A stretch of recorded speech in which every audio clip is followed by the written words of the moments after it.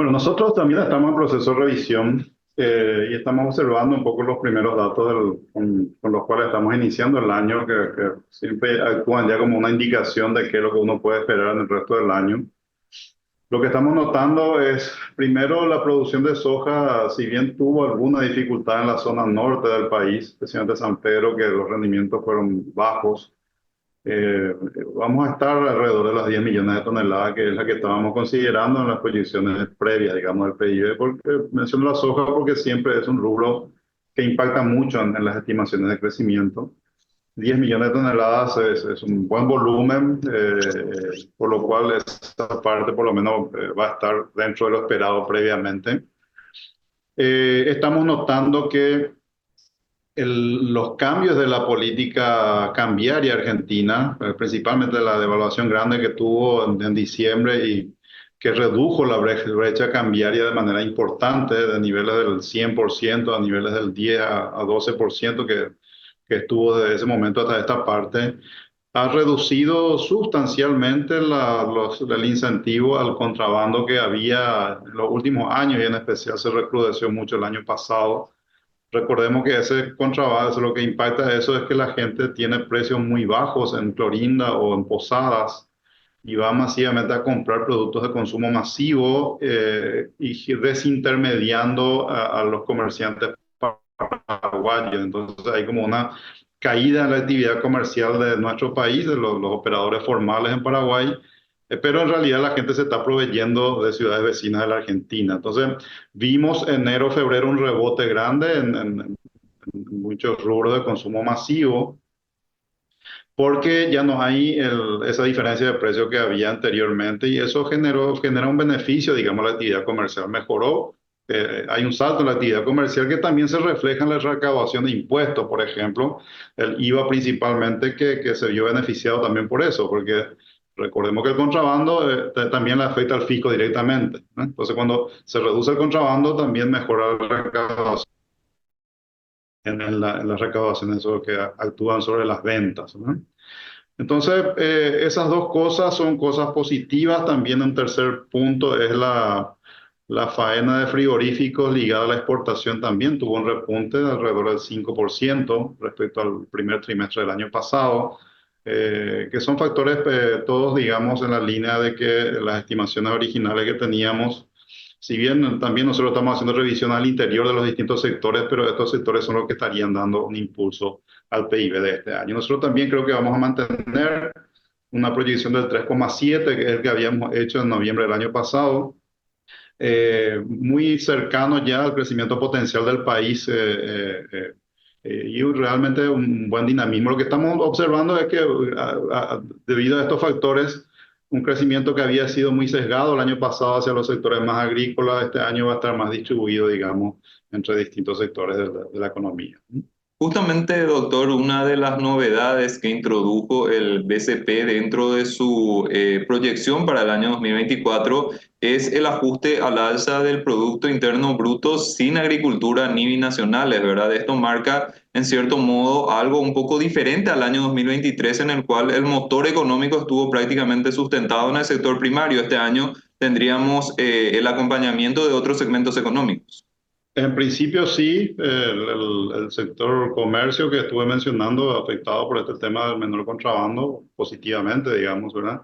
Y también sectores de servicio, donde sí va a estar todavía complicado, creemos nosotros, en el sector de la construcción, que no vemos, o sea, el fisco va a tener que seguir ajustando la inversión pública de tal manera a cumplir la meta de déficit fiscal del 2,6% que tienen proyectado para este año. Y eso va a seguir impactando en el sector de construcción. Si bien no vemos una caída importante como fue el año pasado, pero todavía ese nivel de acomodo, digamos, va a continuar este año. Tal vez el próximo año recién el sector de construcción, de vuelta impulsado por la inversión pública, puede ser más dinámico de vuelta. Y en torno a la inflación, doctor, ¿qué se proyecta? Se tienen algunas incertidumbres del plano internacional. Ya, de hecho, el Banco Central del Paraguay optó por no seguir reduciendo su tasa de interés de política monetaria en la última reunión del Comité de Política Monetaria.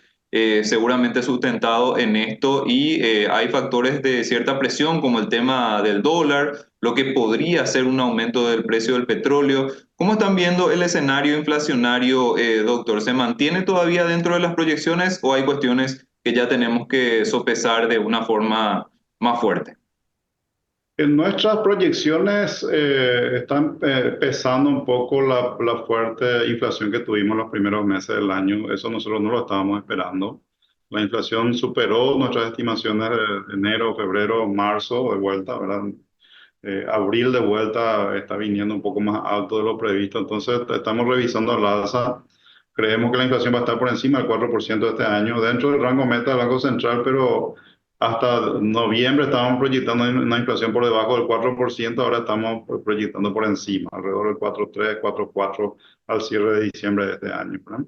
Yo creo que el Banco Central, eh, nosotros habíamos sugerido una cierta prudencia en el ritmo de reducción de tasa del año pasado porque estábamos notando de que la diferencial de tasa con la Reserva Federal se iba achicando muy rápidamente y no era claro el año pasado de que efectivamente la Reserva Federal empiece a reducir su tasa de interés en marzo. Como efectivamente no ocurrió, pareciera ser que ahora incluso es difícil que haya alguna reducción de tasa en Estados Unidos este año. Entonces lo que queda es una diferencial de tasa del Banco Central en guaraní al 6% versus tasa de la Reserva Federal al 5,50. Y eso es inconsistente en términos de la expectativa de rendimiento que tienen los ahorristas paraguayos, que sí, todo el tiempo están considerando en qué moneda invertir.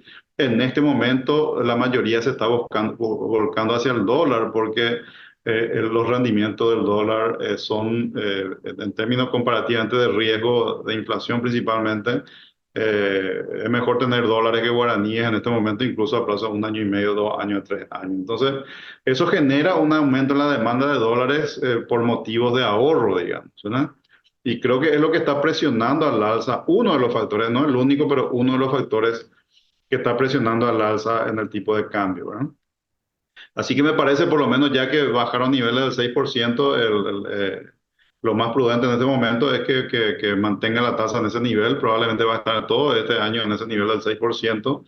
Debería estar un poco más alto incluso, ¿verdad? Pero no creo que el Banco Central haga ese movimiento en una situación como esta, después de haber dado pasos ya fuertes en ese sentido. Pero sí le va a obligar a tener que intervenir en el mercado de cambio a un ritmo mayor de lo que hubiera sido en otras circunstancias, digamos, porque la demanda de dólares va a ser sostenidamente más alta de la que hubiera sido en otra situación, dada esta diferencial de tasa de interés que hay en este momento. También, obviamente, contribuyó a esto que el precio de la soja, si bien la producción es más alta, pero el precio cayó alrededor del 20%, eso implica menos ingresos de divisas por más que tengamos mayor volumen de exportación en términos de toneladas, ¿no? Así que se complica un poquito en ese frente. No prevemos cambios muy sustanciales, pero es un cambio de escenario respecto al que teníamos hacia fines del año pasado, ¿no? La presión de la inflación en este primer tramo del año, doctor, responde a cuestiones específicas, tal vez no tanto a una cuestión que pueda demasiado modificar la proyección de la variación del índice de precios al consumidor. Tenemos que ser conscientes que cuando estamos hablando de ciertas variantes en proyecciones, no estamos hablando de que hay un descalabro de cosas. Pasa que nosotros como nuestra historia siempre es muy de cambios muy bruscos. Ahora estamos hablando de sintonía fina. En vez de que la inflación esté en 3,8 como proyectábamos en noviembre del año pasado, ahora estamos viendo alrededor del 4,3 para este año. Un mayor de lo que estaba previsto, pero finalmente no es un cambio muy sustancial, digamos. Para el Banco Central sí es una señal porque ellos, como su meta es el 4%, ellos tienen que efectivamente ir ponderando todo el tiempo esto, si la postura de su política de tasa de interés está adecuada a la inflación que se está observando en el día a día. Y esta cuestión de que son hechos puntuales, está bien, yo entiendo que hay hechos puntuales, ¿verdad? Pero eh, hay un hecho fundamental que es que uno de los factores que mantenía la inflación, la presión inflacionaria baja, era de que la gente se iba a comprar productos baratos en Clorinda. Hoy no existe más eso. Hoy vos tenés que comprar los productos a precios reales de la Argentina y los precios reales de la Argentina son más altos. Eso es un aumento en el nivel de precios de manera permanente. No, es una cuestión transitoria. Entonces, eso va a impactar, ya impactó en los primeros meses y va a impactar también en todo el resto del año hasta que se reacomode el nivel de precios de los distintos productos de consumo masivo en la Argentina, ¿verdad? Entonces, viene una presión inflacionaria por ese lado también que, si bien visualizábamos algo en noviembre, no la teníamos tan claro, ahora ya se nota. O sea, hoy vas a tener, ya no, los tomates ya no tan baratos, o sea, todos los productos que normalmente comprábamos allí ya van a tener precios más reales, ¿no? Y es una presión inflacionaria en la transición de niveles de precios bajos a niveles de precios más altos, ¿no? Doctor, y el escenario internacional, ¿cómo lo está viendo y cuáles son los posibles ángulos de impacto para nuestro país? Se habla mucho del tema de la Reserva Federal, este atraso que se está teniendo en los movimientos de tasas y cómo esto hace de que el dólar en Paraguay también tenga cierta presión, el tema de la posibilidad de que el petróleo pueda subir de precio y ya tenemos el recuerdo de lo que pasó en 2021 y 2022 con el alto impacto inflacionario de la suba de precios de los combustibles. ¿Cómo le parece que podría ir evolucionando esto? Hay todavía mucha incertidumbre, pero ¿qué cuestiones tenemos que tener en cuenta también de cara a los próximos meses? Bueno, voy por el mercado de petróleo que no lo toqué hasta ahora. Hay mucha incertidumbre por la situación política que hay en el Medio Oriente y lo de Rusia que continúa, digamos, ¿verdad?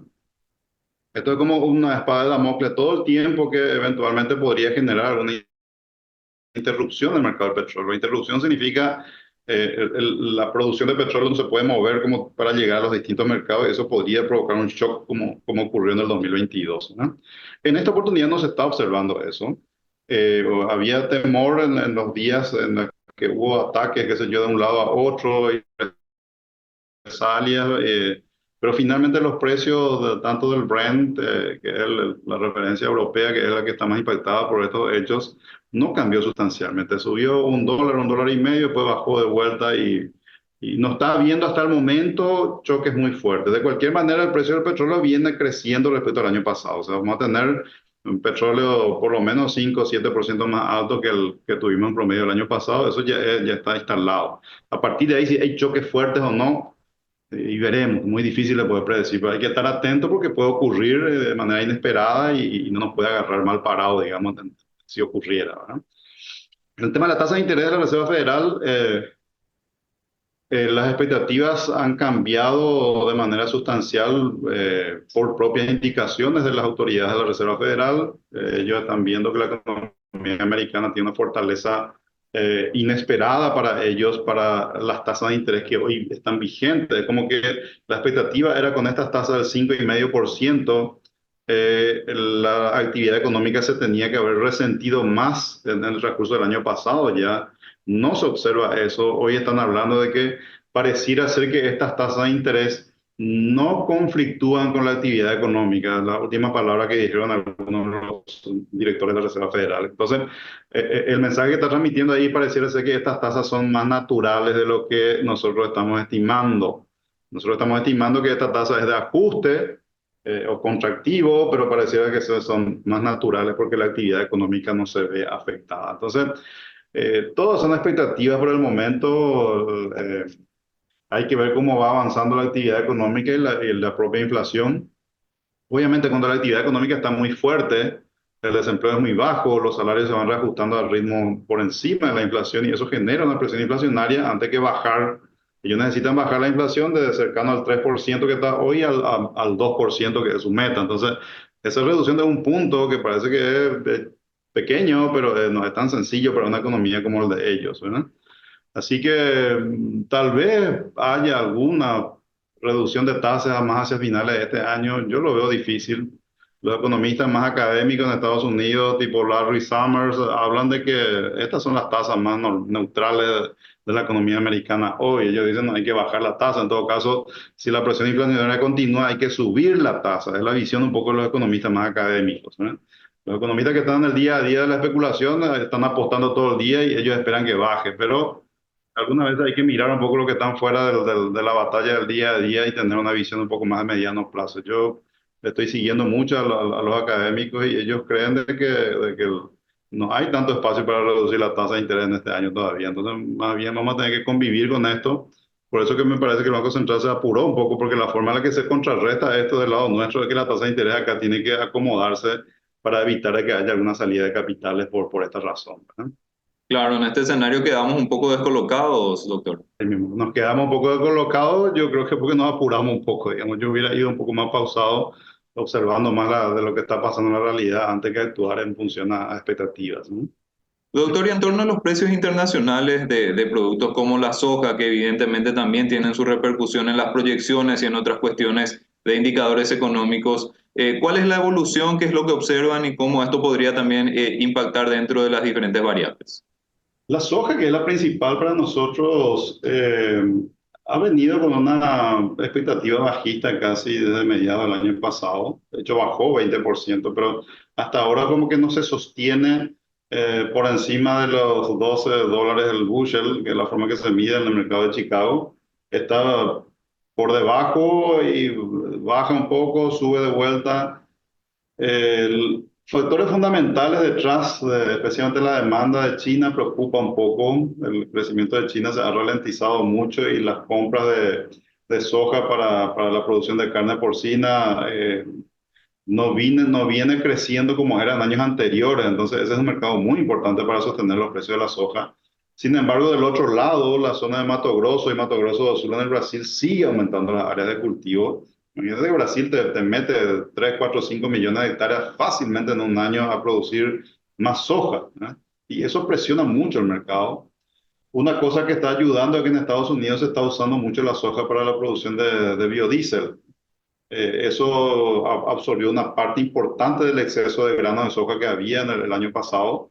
Esto está ayudando a contener los precios, pero uno lee todo lo que sale de la opinión de los analistas de mercado y no hay mucha confianza que los precios puedan subir. Es como que estamos en precios altos hoy más que precios bajos, ¿verdad? Y hay que entender esto en nuestro país, especialmente los productores, de que tienen que hacer sus cálculos con precios probablemente un poco más bajos de lo que está vigente hoy, incluso para tomar sus decisiones de producción y en especial de inversión. Cuando uno está agregando nuevas áreas de cultivo es donde mete mucho dinero que espera recuperar con la producción de los próximos años, que podría eventualmente venderse a precios más bajos, ¿no? Es un momento de tener cuidado porque el mercado está muy, muy incierto, ¿no? Y eso evidentemente es una cuestión que en el caso de Paraguay profundiza ese debate que solemos tener constantemente en el área económica de cuál es la estructura económica y cómo diversificar la economía paraguaya, doctor. Cierto, tener razón. O sea, un riesgo del país es la alta dependencia de estos dos rubros, la carne y la soja. eh, y tenemos que avanzar en más diversificación, ¿verdad? La diversificación implica mayor valor agregado, implica integraciones a cadenas industriales de otros países, porque el país es muy chiquitito para desarrollar un sector industrial en base a su mercado interno. Entonces, esta evolución de Maquila con el Brasil es un tema interesante, importante, que ha creado oportunidades para mucha gente. Tenemos que apuntar para ese lado. El tema de la celulosa es un tema que está ahí en proceso, que nos genera un rubro adicional, si bien sujeto también a la celulosa. Finalmente es un commodity cuyos precios también fluctúan mucho, pero para nosotros sería como agregar un nuevo sector que hoy no tenemos. El tema de los biocombustibles o el hidrógeno verde es un tema interesante. Eso requiere algún acceso al mercado europeo para que hacerlo viable, porque de vuelta son volúmenes importantes que el mercado local no pueden absorber, ¿verdad? Entonces, hay que avanzar en esa línea y tener estrategias concretas y claras de poder ir concretando eso, tanto en términos de acceso a los mercados como también las inversiones que se requieren para desarrollar estos sectores, ¿no? Pero hay que darle apoyo. Esto requiere mucho apoyo del Estado, mucho compromiso por parte del Estado, ¿no? Claro, y también mantener la credibilidad país o que Paraguay sea un país atractivo, sobre todo para las inversiones que estuvo mencionando. Absolutamente, o sea, esto yo lo doy un poco por descontado, pero nosotros estamos teniendo, creo que el plan de convergencia del déficit fiscal del Ministerio de Economía apunta en esa línea, eso es muy importante. Las reformas que está encarando también son importantes. Hay dos o tres reformas relacionadas al gasto público que le da más certidumbre a la evolución del gasto público en los próximos años, que es importante para el tema de la calificación de riesgo del país. Esas son cosas que hay que avanzar porque Es como el contexto general que estamos creando para que los desarrollos sectoriales y las inversiones puedan concretarse también. Son condiciones necesarias, digamos, ¿verdad? Si no tenemos esas condiciones, obviamente que se complica también la diversificación de la base productiva del país. Y sería sumamente interesante que la diversificación también, doctor, permita sobre todo la creación de puestos de trabajo formales, ¿verdad? Que es una cuestión en la que Paraguay tiene que también avanzar mucho para poder dar una mejor calidad de vida a los ciudadanos. Indudablemente, o sea, la forma en la que esto es relevante para nuestra gente es que más oportunidades laborales existen en la medida en que hay más inversión en más sectores de la economía y mientras más intensivos sean en la utilización de mano de obra en el proceso productivo es más importante. Entonces, nosotros venimos con cierta dinámica relevante, digamos, en este sentido, nos falta acelerarlo más y evitar que se frene, porque este freno del sector agropecuario pues, va a tener consecuencias y es que nosotros no vamos desarrollando otros sectores que absorban la cantidad de jóvenes que todavía encima cada vez se forman más, tienen mejores formaciones, requieren empleo de una calidad superior. Esto también hay que entenderlo. No son los mismos empleos que necesitamos en los próximos años de lo que tuvimos en la construcción, que sé yo, en los últimos 10 15 años, ¿verdad? Doctor, para resumir un poquitito la charla, entonces las perspectivas para este año 2024, pese a los pequeños ajustes que se van haciendo en la medida también en la que se van teniendo los primeros indicadores, las perspectivas son positivas. Se va a tener en líneas generales un buen año 2024 en materia económica y esto lo considero una muy buena noticia teniendo en cuenta los años anteriores al 2023 en los cuales hubo mucha incertidumbre y bueno, altibajos en términos de crecimiento económico y de inflación también, ¿verdad? Así es, los primeros números que tenemos en el primer trimestre del año indican de que se va confirmando un poco las buenas expectativas que teníamos para este año. A pesar de los pequeños ajustes, pero en general vamos a tener una actividad económica con buen desarrollo, eh, ampliado en distintos sectores de la economía y una inflación un poquito más alta de lo previsto, pero dentro del rango que son aceptables, digamos, para incluso dentro de la propia meta del Banco Central. Vamos a tener un buen año, eso es lo que estamos esperando. Doctor, le agradecemos muchísimo el tiempo y el espacio. Evidentemente, nosotros siempre estamos monitoreando los diferentes indicadores de la economía paraguaya y queremos contar con la visión de los expertos para saber hacia dónde estamos avanzando. Y evidentemente, su visión es una de las más cualificadas en nuestro país. Así que esperamos contar siempre con su participación en este espacio. Con mucho gusto, muchas gracias.